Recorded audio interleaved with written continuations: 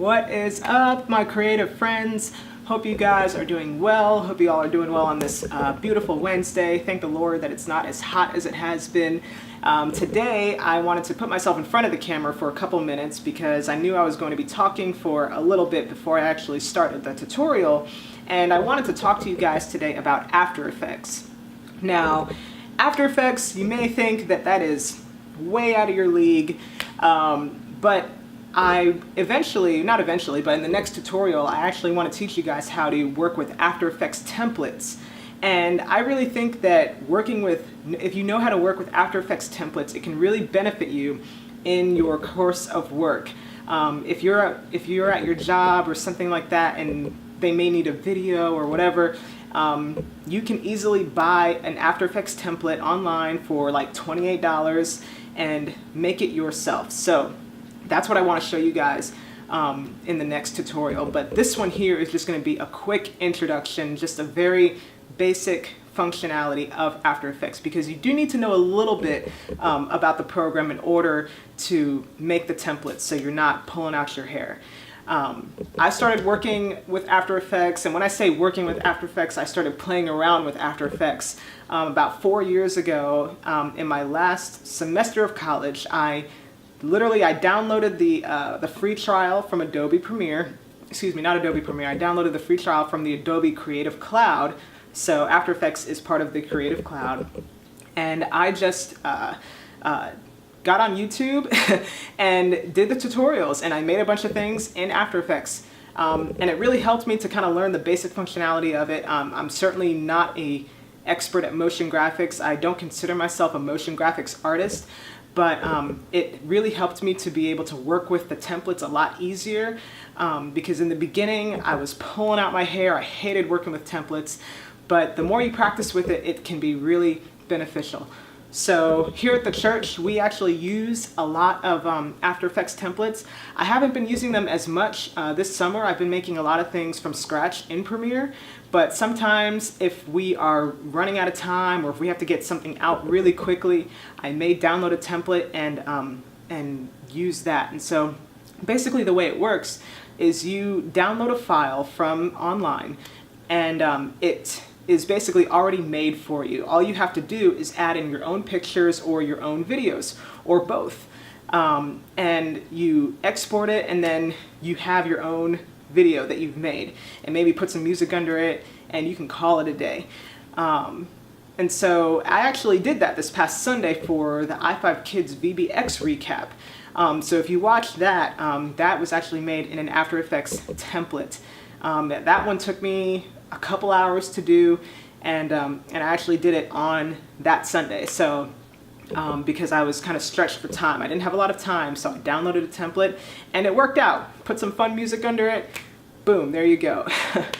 So I wanted to give you guys just a basic introduction of After Effects. I don't want it to intimidate you, but so I hope this quick tutorial kind of eases the tension a little bit. So let's get started. Okay, so here we are in After Effects. If you first opened it, you probably saw a little window that just said, "Are you in a new project? Where do you want to save this?" So just click New Project and you will get right here to this window. Now, the first thing that we're going to do, now I see like when you look at this, it looks a little intimidating. There's a lot of buttons, all that good stuff, because there's so much that you can do in this one program. I don't even know the half of it, but this is just a very basic introduction. So the first thing you're going to want to do is create a new composition. So you're going to come up here, click New Composition, and you'll see this window pop up here, and you're going to want 1920 by 1080. That's what we'll work with today. And we'll do 24 frames a second. We'll keep our resolution at full for this one, but I'll explain that a little bit later. So we'll click OK, and here we have our first composition. Okay, so I'll show you a couple things up here first. So here you have your cursor tool, arrow tool, whatever. That's pretty familiar to everyone. You can place your objects and move objects around with that. If you come here to your hand tool, you can move this window around. I don't really use that too much. I don't think I've ever used that hand tool before, but it's there in case you want to give it a high five.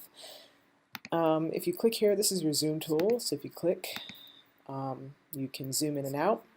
And if you want to put it back to where it's supposed to be, you can come down here and click fit. Okay. Here are your shape tools. That's what you use for masking. Same thing with your pen tool.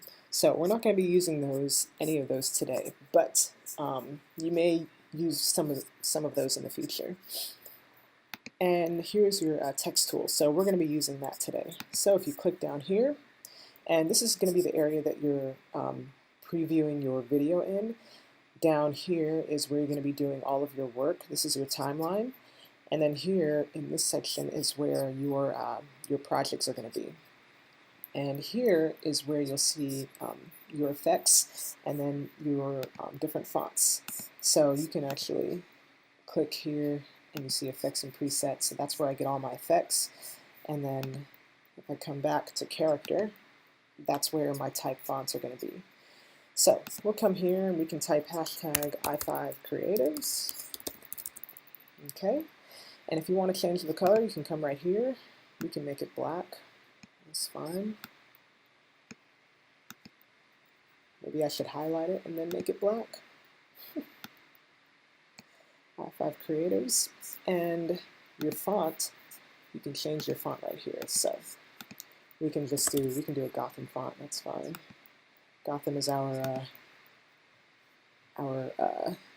font that we use at i5. And I want to make it all caps except for the I, so I'm going to highlight it here and then click this double T, and that makes it all caps. Cool, so I'm going to go back to my arrow tool here, and I'm going to move it in the middle and place it where I want it. Okay, so now what we want to do is we want to make i5 Creatives come from up here, and we want to bring it down here, okay? Now, all that is just a little bit of keyframing, okay? Now, one thing that I want to show you guys really quick is if you see this little anchor point right here, we want to put that in the middle. So if you come up here and you click this pan behind, you can take your anchor point and put it in the middle. So I'll show you how that helps a little bit later. Okay, so we'll come back to our selection tool here.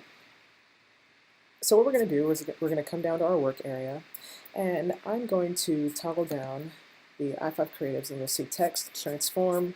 I'm going to toggle down transform, and if you saw the keyframe tutorial in the other tutorial a couple weeks ago, this might be a little familiar to you. So it's the same concept.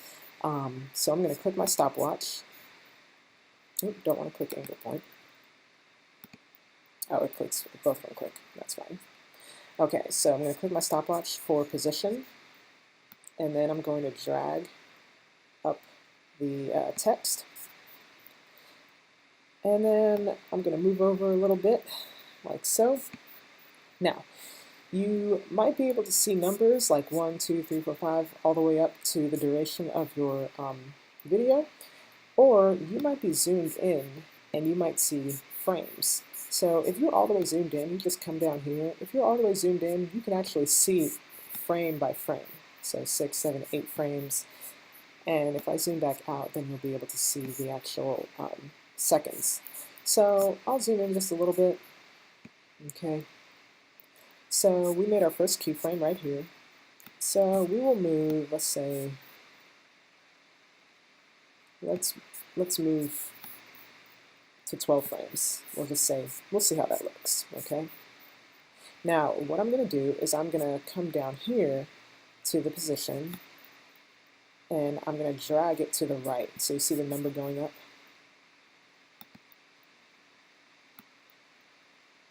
And I'm going to drag it right about here. That's where I want it. And if I go back and play through it, press that enter button, enter key. There you go. So that's with my keyframe started on 4 frames, and then I dragged it out to about 12 frames. Okay. Now remember, the longer I drag out the keyframe, the longer it's going to take for it to drop down. Okay? Now, when I play it, it kind of abruptly halts right there. And what I can do to make that look a little bit nicer is if I click my keyframe, my last keyframe here on position, if I click it and highlight it, and then I right click, I click keyframe assistant, and I go to easy ease, that makes the drop down a little bit nicer. It's a little more of a softer landing. Okay, there we go. And another thing that I like to do with these kind of things is add a motion blur. So when you think about it, with what we see with our own eyes, if you see cars going by really fast, they're not going to be in perfect focus. You're not going to be able to see them in perfect focus. So they're going to be a little bit blurry. So what I'm going to do is I'm going to click this motion blur icon up here, and then also click it down here. And so you have your motion blur like that. So if you go back and play through it again, now we got a nice little motion blur, and it lands nice and soft. Let me move this up a little bit so it slows down just a tad. There we go. Okay, cool, that looks pretty good. Now you see this green bar up here, that means that it's rendered already. Most of the time when you are working After Effects, if you're working with a big project, a very elaborate project, it's going to take a good amount of time to render. So you want to give yourself time, especially when you export. Because in After Effects you're working with layers, and each of those layers will most likely have some sort of effect on them. So that's a lot of information to process. So it will probably take a while to render. Another thing that you'll want to know is if you come right here to the resolution choice, you'll see right now that we're at full resolution. And it's working fine at full resolution because we're only working with a text. But as I was just saying, if you have a lot of information to process, you're going to want to put that down to at least a third of the resolution so you can work effectively. If it was at full resolution with a big project, the program will run a lot slower and it will be a lot more choppy to work with. So yeah, so that's your resolution choice right there. Okay, so that is kind of your basic intro to After Effects. Like I said, there's so much more that you can learn, but like I was saying before in the video, is when I first started, I learned from YouTube tutorials. So I'm going to put some of my favorite tutorials in the description and of how I learned. And the more you work with it, the more familiar you will get. Same thing when it comes to the templates. The more you work with the templates, the more familiar you will get. So I hope this helps. You know, I would practice this a little bit, practice your keyframing, get a little bit familiar with the motion blur icons and things like that. And yeah, be back next time working with the templates.